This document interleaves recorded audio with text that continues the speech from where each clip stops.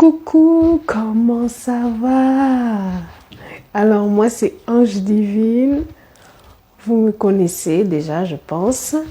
Je vous dis bonjour. Cette vidéo c'est pour parler à toutes les femmes qui ont déjà eu des enfants, les femmes qui attendent le mariage, les femmes qui cherchent le mariage, qui ne trouvent pas. C'est une vidéo pour vous mes chéris. Alors abonnez-vous, likez et surtout partagez. Bisous, on commence.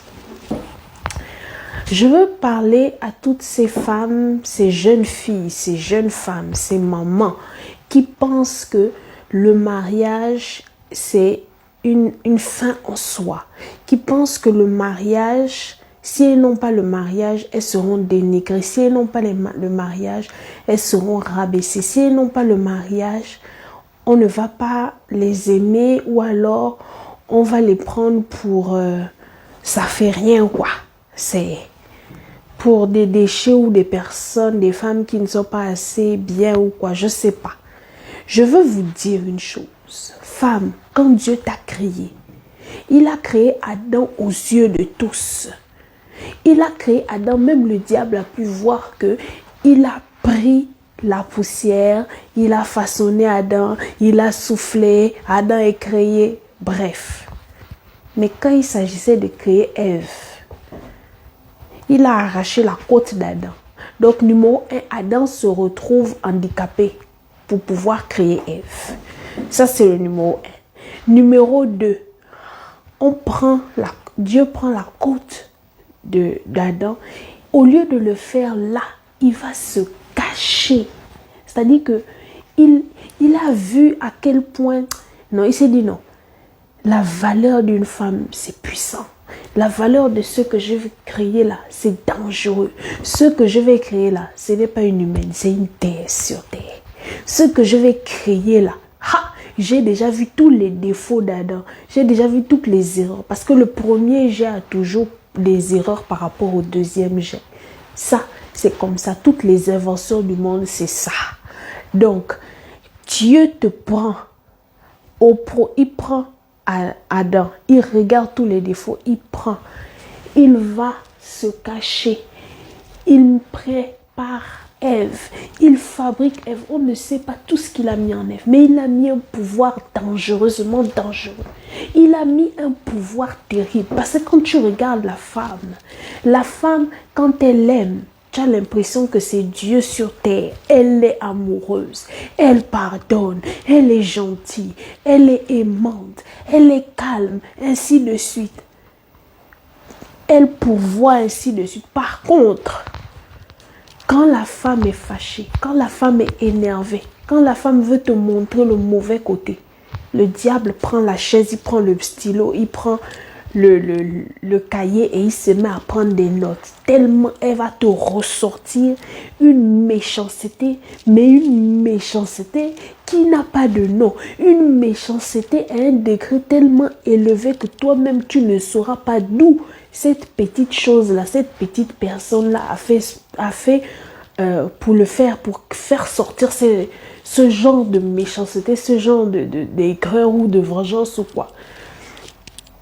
Pour revenir à une question, Dieu a pris le temps de se cacher pour créer Ève.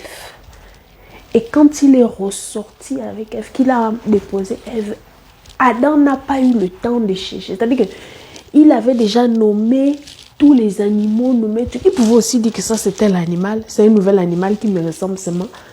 Mais directement il a dit, non, ça. Celle-ci est ma femme. C'est pas Dieu qui lui a dit. Dieu a seulement déposé à côté de lui. C'est lui-même qui a reconnu que c'est sa femme. Parce qu'elle avait déjà toutes les qualités, tout ce qu'elle devait avoir pour le rendre heureux. C'est écrit que celui qui a trouvé une femme a trouvé le bonheur. Ça veut dire que c'est Adam a réalisé qu'en se mettant avec Ève, il prenait le bonheur en quantité. Même si, bon, après, on sait ce qui s'est passé. Ce que je veux dire, femme, c'est que quand Dieu t'a créé, il a mis tout en toi.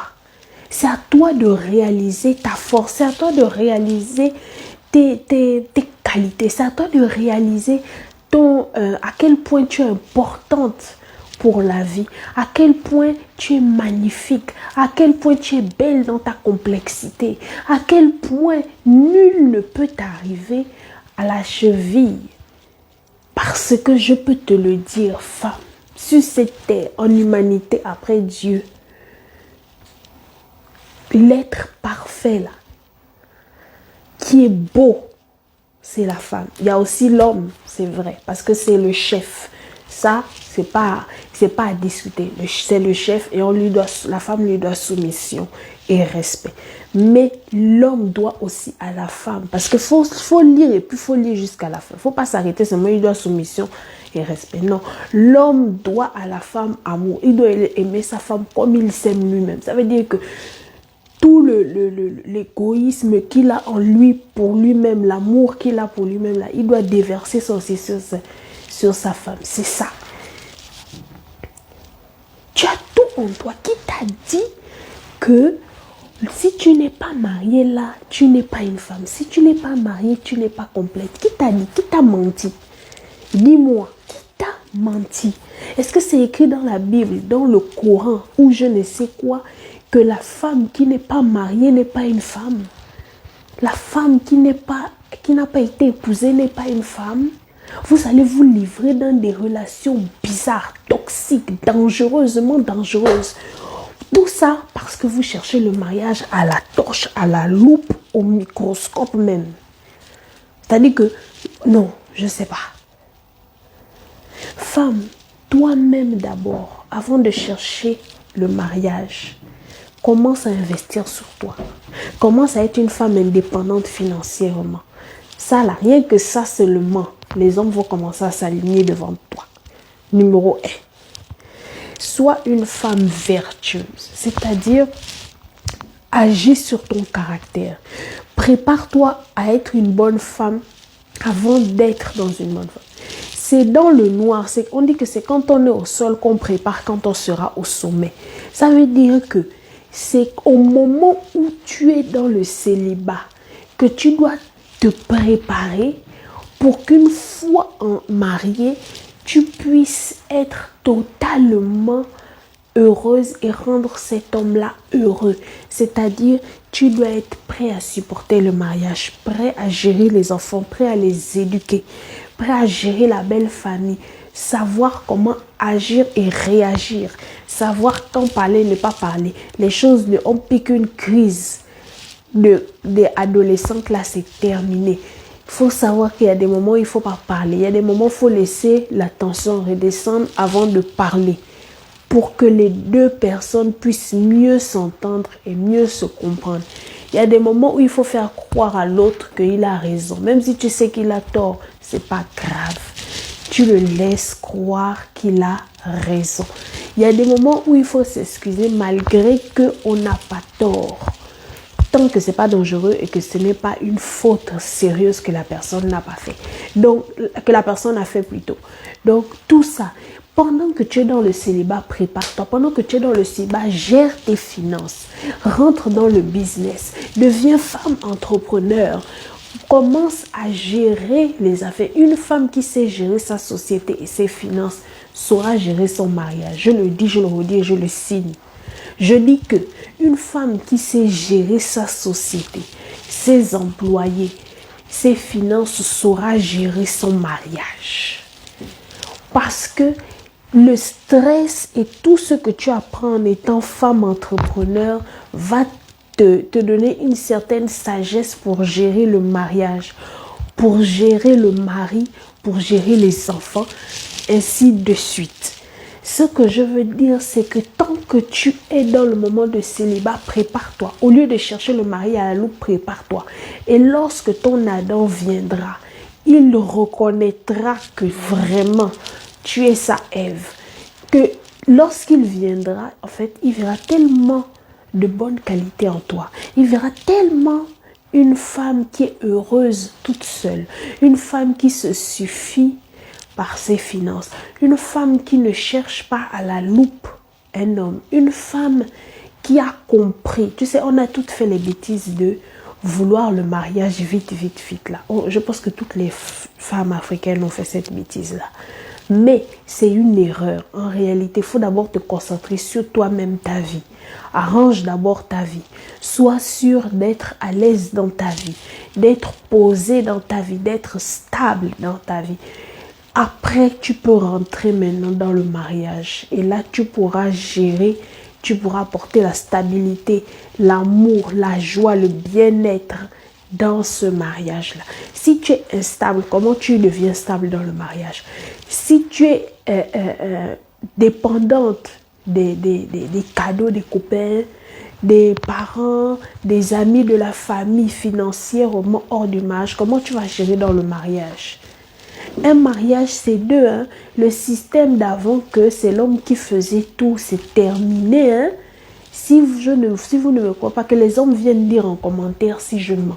Que les hommes viennent dire en commentaire si je mens. Maintenant, c'est donna, donna.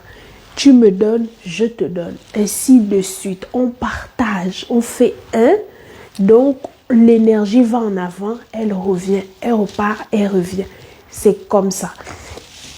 Même si, bien sûr, l'homme est obligé de payer le loyer, ça c'est au moins la base. Voilà. Ça c'est au moins la base. Mais voilà. C'est pour te dire que sois d'abord indépendante.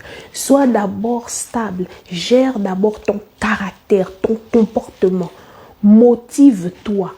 Pense à tes business. Commence à être heureuse par toi-même. Commence à être heureuse. Une femme entrepreneur n'a pas le temps d'être malheureuse. Ma chérie, tu n'as pas le temps.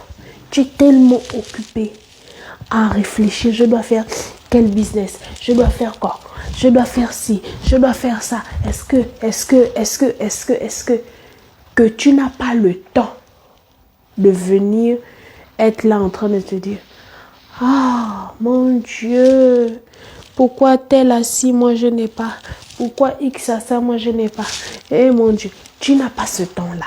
Tu n'as que le temps de penser à ta vie présente. Et lorsque l'homme se présente, tu commences à décortiquer, à voir s'il est bien pour toi, s'il n'est pas bien pour toi, quelles sont ses qualités, quels sont ses défauts, qu'est-ce qu'il peut t'apporter, qu'est-ce que tu peux lui apporter, ainsi de suite. Et là, tu peux voir de manière claire et nette si c'est l'homme de ta vie ou pas. Les systèmes de choisir avec les émotions, ça ne fonctionne plus parce que ça emmène au divorce. Il faut choisir avec la raison et les sentiments. Pas juste avec les sentiments, parce que ça là, une fois que les sentiments ou le love du début, la passion du début finit, divorce et arrive côté. Attention, attention femme, relève-toi, bats-toi. Change tes objectifs. Si pour toi le mariage était en première position sur ta liste, commence à mettre comment on appelle ça, l'indépendance financière au premier niveau.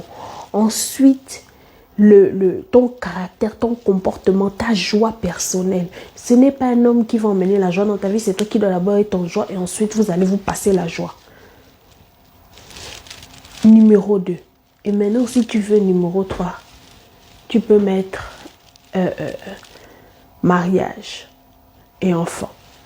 Sinon, il y a d'autres qui mettront d'autres réalisations avant d'arriver à mariage. Mais minimum est ça. C'est le minimum, s'il vous plaît.